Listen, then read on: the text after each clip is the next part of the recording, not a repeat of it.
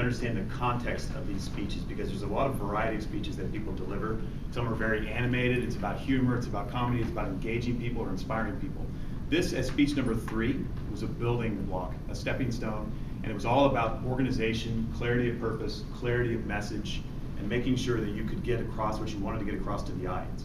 And in that regard, in terms of organization, in terms of the 4 points that you wanted us to remember, I thought you delivered on perfectly. It was very, very well structured.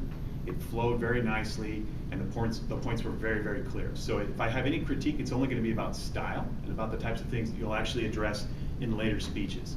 But in terms of the goal of Project 3, I think you did great. One of the things that it was also looking for was nervousness, lack of notes, things like that. You didn't use any notes.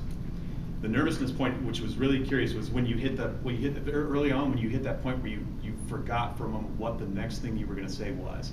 And I was very curious how you were going to handle that. If you were going to scramble back to look for notes, if you were going to break character and just kind of fall apart and then laugh at yourself and come back, but you just held, paused, collected yourself, and then got right back going again. So I think you handled that perfectly. And a lot of people, I think, including myself, I tend to break character, but you didn't. You did a great job there.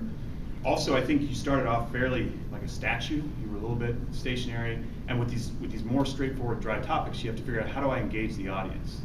How do I get them interested in a topic that may not be the most exciting thing in the world, right? So you have to compensate sometimes with character. And I think that's what we practice over and over, is how to take something that might be more like a corporate training and at least make it fun, so you're not like, I'm here today to tell you about, because you want to break monotone, you want to get some movement. So what I did notice is that you were a little statuesque early on, but then when you started to tell the story about the beds, you kind of got comfortable, and I saw you started moving, you started fluctuating your voice a little bit more, you became a little bit more dynamic, and I think you kind of eased up, and that's what you want to get into a little earlier on.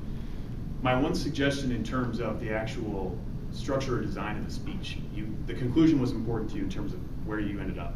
And I think what you kind of showed is that the fault in sort of approaching college as fun and about doing whatever you want to do and being free of responsibility, then later on led people to reflect back and think, this was a great time in my life, and where it was all about doing whatever I wanted to do, being carefree, not having to worry about expenses.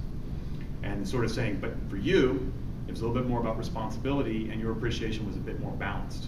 I almost think you could have opened up your speech by saying something like, oh, everyone knows college is about relaxing, having fun, going out, spending your parents' money, doing all these things, and then sort of open that to get everybody engaged, and then go, wrong. It's actually this, and then come back with your controlled arguments. Just something to kind of engage and prime the audience in some way. That'd be my only suggestion. Thank you, though. Great speech.